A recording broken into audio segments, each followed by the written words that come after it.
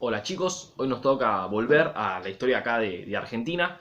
Nos va a tocar hablar en este video, en esta clase, sobre la presidencia de Nicolás Avellaneda. Más que nada los aspectos económicos de la presidencia de Avellaneda. Primero, para empezar, vamos a hacer un pequeño repasito de dónde estamos ubicados en el tiempo y en el espacio y qué es lo que venía pasando en la Argentina en ese momento, para entender un poquito más lo que fueron las cuestiones relacionadas con esta presidencia. Recuerdan que estuvimos viendo desde que empezó el año el final del gobierno de Rosas, después en Buenos Aires, la lucha entre Buenos Aires y la Confederación Argentina, la unificación que se da con el proyecto de Mitre, que después ese proyecto de Mitre, en donde Buenos Aires tenía que gobernar y encolumnar a todo el resto del país, termina fracasando. Y ahí, bueno, después viene la presidencia de Sarmiento, en donde también se siguen centrando las principales políticas en Buenos Aires, pero no necesariamente manejada desde los porteños. Y acá es donde viene la cuestión más interesante para terminar o para empezar a ver esta cuestión de la presidencia de Avellaneda. Porque en el momento de la presidencia de Sarmiento, lo que se termina formando, se empieza a formar, mejor dicho, es lo que se termina dando con la presidencia de Avellaneda, que es lo que se conoce con el nombre de la Liga de los Gobernadores. ¿Qué es esta Liga de los Gobernadores? La Liga de los Gobernadores, recuerden chicos, es la reunión de todas las otras provincias, es decir, las principales fuerzas políticas y económicas, que más o menos eran lo mismo, eran el mismo sector, porque eran prácticamente las mismas familias o se casaban entre ellos. Entonces, los más poderosos de cada una de las provincias que no eran Buenos Aires se reunieron, se juntaron, se aliaron, formaron esta liga para entre todos juntos hacerle fuerza a Buenos Aires. Y eso se ponía en juego en la elección a presidente para ver quién iba a ser el presidente a partir de 1874, después de la presidencia de Sarmiento. Recuerden que en ese momento, chicos, no se permitía la reelección presidencial. Si vos eras electo presidente, terminaba tu mandato, no podías volver a ser electo nuevamente como es ahora. Ahora se permite una reelección. En ese momento vos terminabas tu mandato, tenías que dejar un espacio en el medio y después sí podías volver a ser electo presidente. Bueno, eso es lo que pasó con Mitre.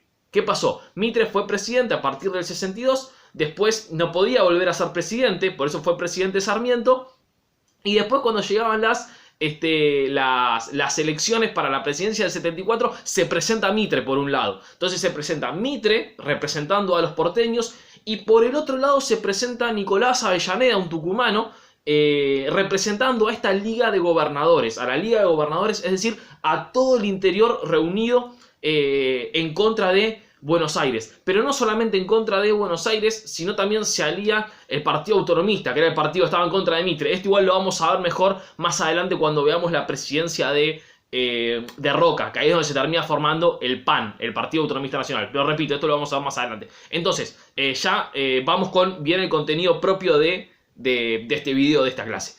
Llega Avellaneda a la presidencia, y cuando llega a la presidencia en ese momento, recuerden chicos que las elecciones no eran como son ahora. No es que cada uno iba libremente, agarraba la boletita que quería y votaba al representante que quería. Primero y principal, las mujeres no votaban. Va a haber que esperar casi 100 años para que voten las mujeres. Y los hombres que votaban no votaban libremente a quien querían, sino que había lo que se conoce con el nombre de fraude electoral, en donde las elecciones estaban completamente arregladas. Vos ibas a votar y en el momento de la votación, primero era a voto cantado. Vos tenías que decir quién eras, decir tu nombre y decir a quién ibas a votar. Y en la mesita donde vos estabas votando, que en ese momento no se votaba en las escuelas como hoy en día, sino que se votaba en las iglesias, vos en la mesita donde ibas a votar estaban los representantes del partido que te tomaban nota a ver a quién habías votado, y al ladito tenías un señor con un fajón tremendo, o sea, con una especie de machete o de espada, por así decirlo, gigante, la imagen típica de un gaucho, que es lo que se conoce como un caudillo electoral, que en el momento que vos estabas a punto de decir a quién ibas a votar, te miraba muy fijamente con su machete en la mano y te decía: atento, ojito a quién vas a votar, Y entonces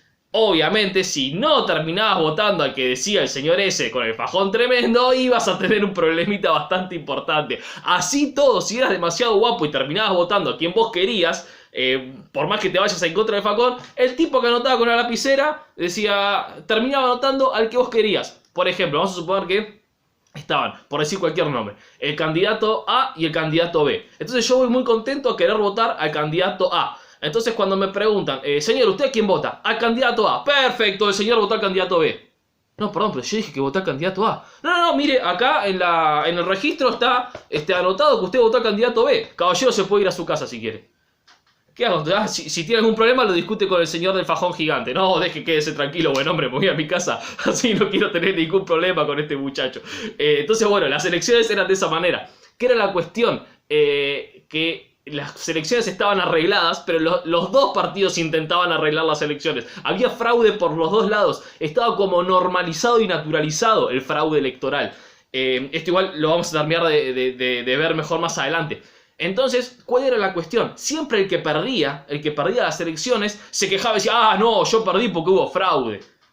Lo cual tenía razón, porque había habido fraude. El tema es que el que había perdido también había hecho fraude. Pero bueno, eso es otra cosa. Eso lo dejamos para más adelante. Política y ciudadanía, en el que lo vamos a analizar mejor.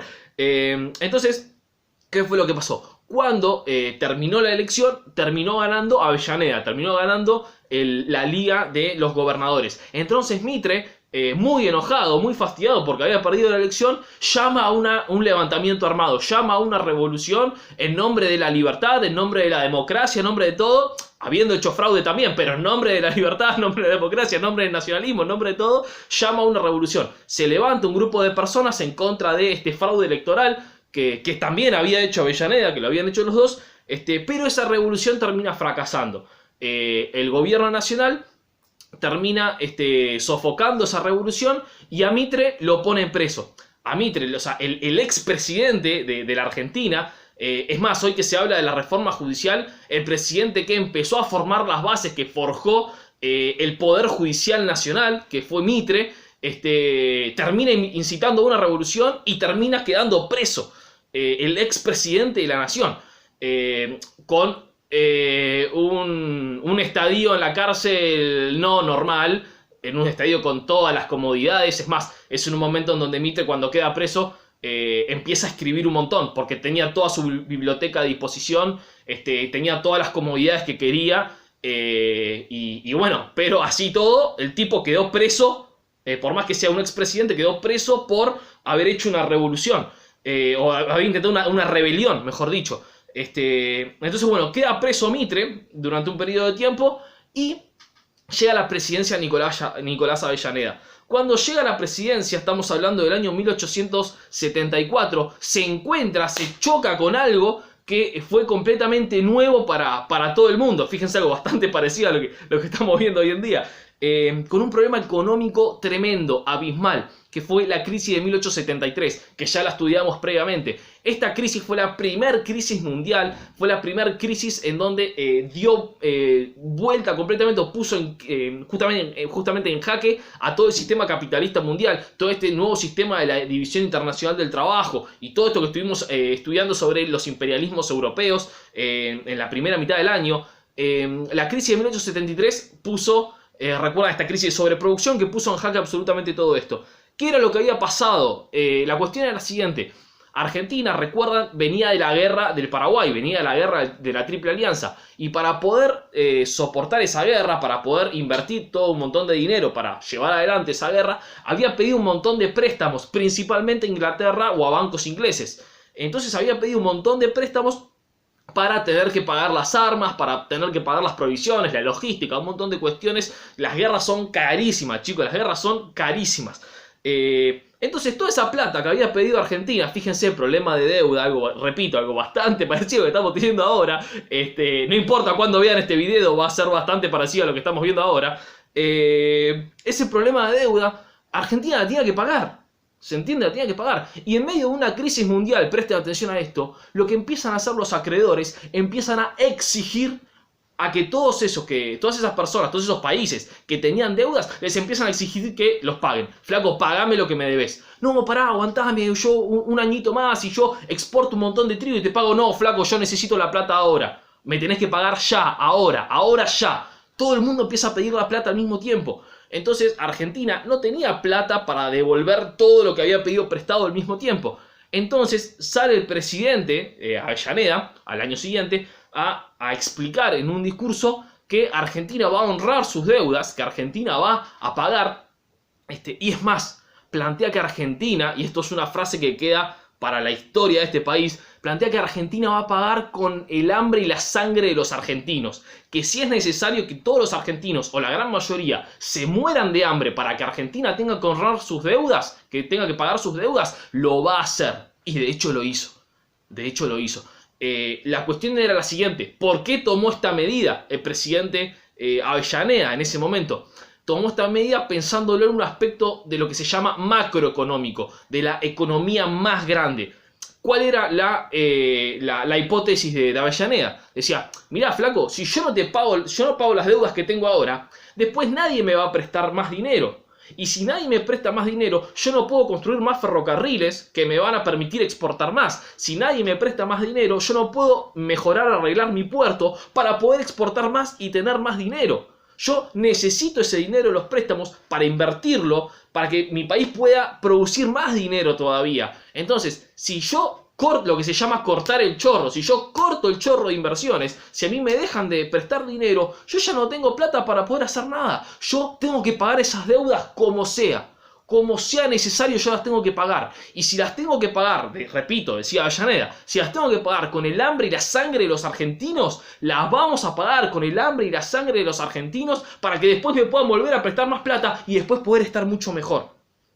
Esa era la mentalidad y el pensamiento de Avellaneda de esa época. ¿Qué fue lo que pasó? Obviamente, aumentaron un montón los impuestos, hubo un montón de despidos en los empleos públicos, el Estado achicó el gasto hasta el extremo, hasta lo más mínimo, no había un solo centavo para absolutamente nada, ni para absolutamente nadie, y absolutamente todo el dinero que llegaba al Estado iba todo para pagar las deudas. Capaz que había que arreglar una calle, capaz que había que hacer una escuela, capaz que había que hacer algo para mejorar la calidad de vida de los propios argentinos. No hay dinero para eso. El 100% del dinero se destina absolutamente todo a pagar la deuda externa, para que después me puedan prestar más y yo ahí sí te construyo 3 escuelas, no te construyo una sola. Te construyo 3 escuelas, repito, esa era la mentalidad que había que tenía Avellaneda y que la llevó a cabo de esa manera. Entonces, como consecuencia, ¿qué fue lo que pasó? Efectivamente, Argentina terminó honrando sus deudas. Argentina terminó pagando las deudas o renegociando las deudas, pero terminó arreglando con estos prestamistas extranjeros, principalmente ingleses, principalmente británicos. Entonces, claro, los prestamistas estaban chochos. Mira, este flaco que me debió un montón de guita me la pagó toda. Es un fenómeno, es el número 1. Eso por un lado. Al mismo tiempo, lo que terminó generando fue una disminución de bienes, un aumento de despidos, una disminución de comercio, una retracción en la economía completamente abismal y obviamente empeorando muchísimo la calidad de vida de todos o de la gran mayoría de los argentinos que vivían. Porque claro, piensa en lo siguiente: ¿qué pasa si el Estado despide gente? O si la situación económica no está bien y las personas no pueden comprar bienes. Entonces no solamente hay despidos, sino que se funden las empresas porque nadie puede comprar cosas, y empieza a haber más despidos, más cierres de empresas, más desequilibrios económicos. Las personas, al no tener dinero, no pueden comprar. No es que no se pueden dar lujos de irse de vacaciones a donde quieran, qué sé yo. No pueden comprar ni siquiera para comer y para sobrevivir. ¿Se entiende? O sea, por un lado, la consecuencia con los extranjeros que generó fue que estaban todos chochos. Es más, y después le volvieron a prestar dinero a Argentina. Y la economía argentina, después de